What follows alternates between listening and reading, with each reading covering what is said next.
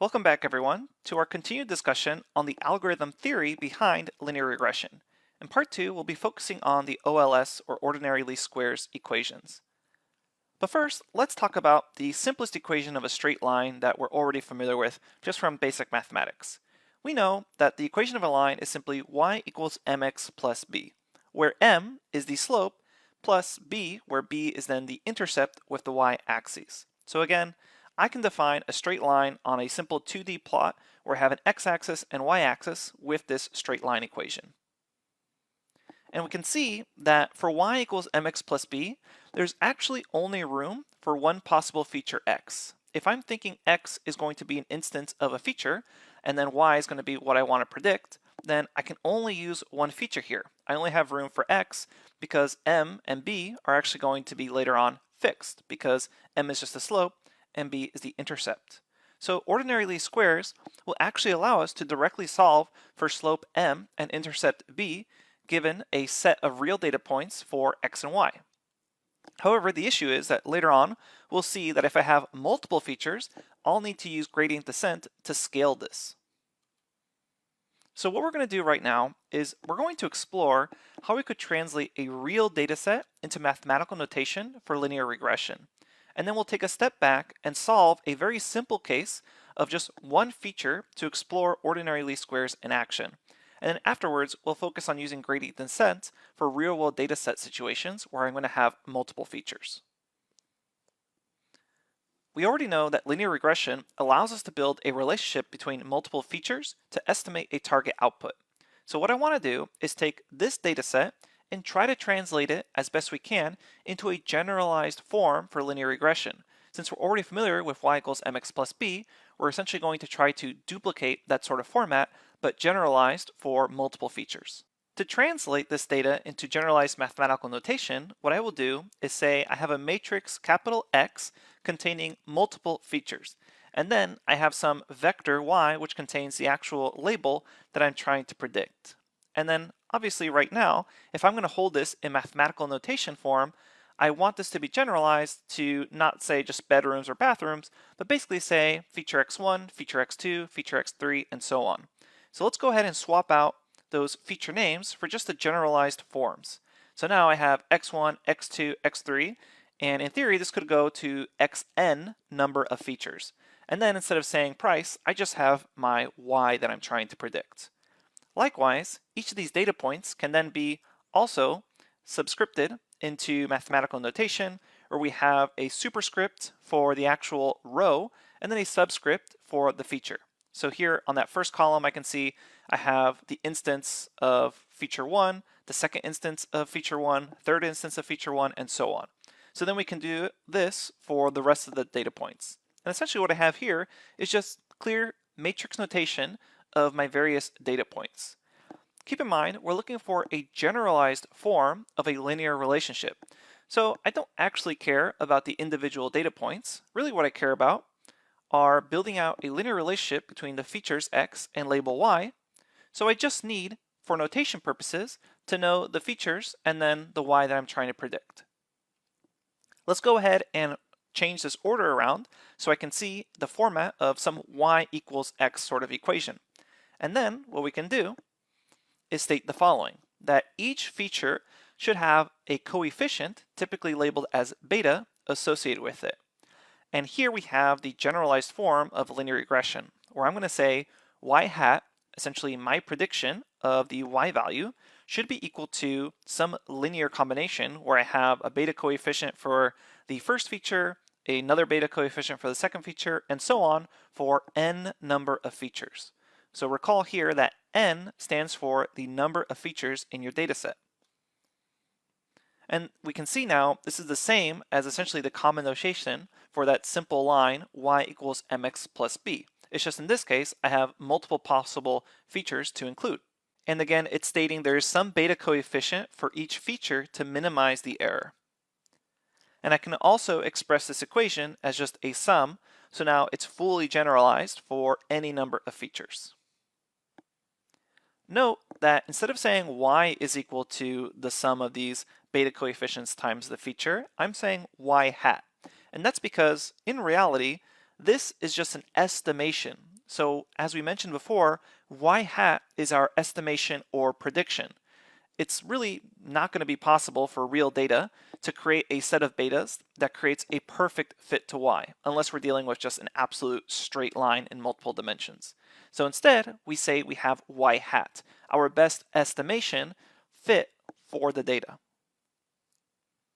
And now I can see here that I have what looks like a line equation. It's very similar to y equals mx plus b, but now I can see that we've generalized this for multiple features. And all this is saying is that if I were to take a look in the case that I have a single x related to y, then there's going to be, for some x, a beta coefficient that I can multiply it by in order to have some sort of fit that is going to reduce the possible error. And of course, this is actually not showing the constant, where if I have a y-intercept, I could add that in. Later on, we'll explore how this is actually fit into the equation with saying you have some feature of x to the power of 0. And again, we're dealing with y hat because it is not going to be a perfect fit to the data. For simple problems with one x feature, we can easily solve for these betas where there's essentially just one beta value with an analytical solution. And so what we're going to do is quickly solve a simple example problem, and then later we're going to see that for multiple features we'll actually need gradient descent, which we discuss in the next lecture.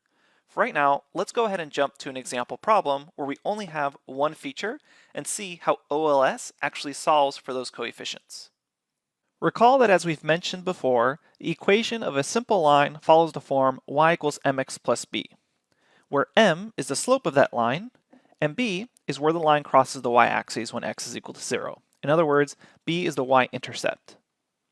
So we can have a positive slope if m is greater than 0, a negative slope if m is less than 0, or if m is equal to 0, that's a 0 slope, and you essentially just have a line y equals to b, so for any value of x, you just have a straight horizontal line. But we'll be looking at the case where we actually do have some sort of slope.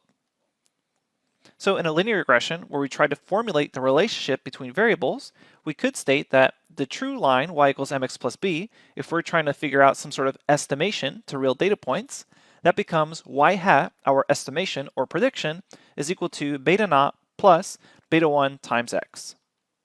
And our goal is to predict the value of a dependent variable, that is y, based off of an independent variable, x. So if we take this formula, y hat is equal to beta naught plus beta 1 times x, how do we actually derive the values for beta 1 and beta naught?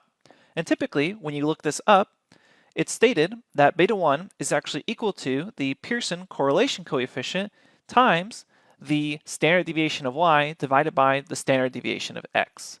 Now let's take a look of where this is actually coming from. One of the best explanations I have seen for this comes from the Wikipedia article on simple linear regression. Do not confuse this with the Wikipedia article on linear regression. Right now, we're just focused on simple linear regression, and the reason it's called simple is because we only get a single explanatory variable, essentially just one x. And we can see here that there's a whole series on regression analysis, like linear regression, simple regression, polynomial regressions, all things we're going to be discussing, but right now we're talking about the ordinary least squares method for simple regression. And if you go here and then click on intuitive explanation, it will actually show you the same calculation that we're about to calculate ourselves. And as I mentioned, people often show this as the Pearson correlation coefficient multiplied by that ratio of standard deviations, but really we can just know and see that the slope, that is that beta 1 coefficient we're trying to calculate, or the tangent of the angle, is just the weighted average of every instance of y minus the mean y value, divided by every instance of x minus the mean x value. And what you can do is then sum those across all your real data points. If that's still slightly confusing to you, go ahead and check out this article on simple linear regression on Wikipedia, and it breaks down the steps further for you. But let's hop back to our presentation. Coming back to our presentation, while I did mention that it's known that beta 1 is equal to the Pearson correlation coefficient multiplied by this ratio of standard deviations, if you actually take those formulas for Pearson correlation coefficient and their standard deviations, and plug them into this relationship, you actually will get the exact same results as that intuitive explanation we just saw on the Wikipedia article page. So either way, if you do it either the intuitive way or if you look up the formulation and plug in the formulas, you get the same result. Essentially what we're doing here for beta 1 is calculating this based off these values of the actual data points, that is x of I and y of I, so the values for each instance of I, x value, and y value, and then the relationship between those and the average x and y value. That is what x bar and y bar stand for, are the mean values of x and y. So now we have our calculations for beta 1, and then we can also then see that beta 0 is equal to y bar minus b1 times x bar. Keep in mind that there's going to be limitations of linear regression, and you can't just apply it to every single data set. And later on we'll explore this in further detail when discussing plotting out residuals. But one really famous example of this is called Anscombe's quartet, and it illustrates the pitfalls of relying on pure calculation. So we can see here we have various data points, and the reason it's called a quartet here is because each of these data sets, that is the orange points, actually results in the same calculated regression line. And we can see that a regression line probably makes sense for the upper left data set, but for the bottom right data set, it really doesn't make sense to plot some sort of straight regression line. However, all these data sets end up resulting in the exact same regression line. And right now, we're fortunate that we can actually plot this out since we just have one X feature and we're calculating just one Y. But later on, when we're dealing with multiple features, we're not going to be able to do a multi-dimensional plot in order to see if regression was a good fit or not. So later on, we'll discover that we can actually plot out the distribution of residuals to see if linear regression made sense or not. Now let's talk about this example of linear regression now that we understand OLS and its formulations for calculating beta 0 and beta 1. So in this example, we're going to say a manager wants to find the relationship between the number of hours that a plant is operational in a week and the weekly production for whatever their volume of product happens to be. So here the independent variable x is the hours of operation, and the dependent variable y is the production volume. Essentially, we want to build out a linear relationship between the hours of operation and the production volume. That way in the future, I should be able to plug in any x value for hours of operation and estimate the production volume. So the manager ends up developing the following table, where the manager is writing down the number of production hours for that particular factory, and then the production volume they were able to produce given how many hours it was actually running. So probably a good idea is to first plot out this data, and we can plot this out and see that more or less it probably makes sense to do some sort of estimated fit line, and there is a linear pattern. So what we're going to try to do is see if we can formulate a best fit line to this data. So the next step is to run our calculations. We already know that y is equal to beta 0 plus beta 1 times x, and we've already derived the calculations for beta 1 and beta 0. First things first, we're going to need to calculate the averages, that is x bar and y bar. Those are the mean values for production hours and production volume. And then what we can do is also calculate the relationship between each data point and the actual average production hour and production volume. So that's x minus x bar for every point and y minus y bar for every point. Then we can multiply those two. It's basically what's in the numerator for beta 1. And then we can also calculate the denominator, which is x minus x bar squared. Then we simply sum those up and we can see we have 558 for the numerator and 124 for the denominator. Which means if we actually end up dividing this to get beta 1, plugging this into our formula, we get 4.5 as the slope of our line. And now I also have my other formula, beta 0 is equal to y bar minus beta 1 times x bar. Simply plug that in, and we end up getting negative 46 as our y-intercept. So we have y hat is equal to negative 46 plus 4.5x. So based on the formula, if the manager wants to produce 125 units per week, how long should we actually run production for?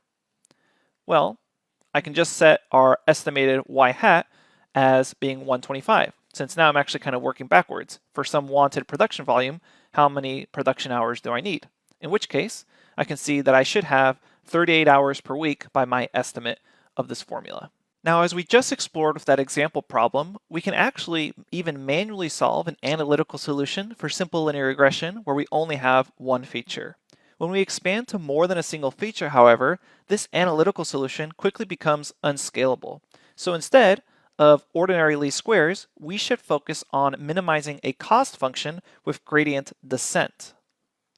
So what's going to happen is we're going to use gradient descent to solve a cost function to calculate the necessary beta values when we're dealing with more than just one feature.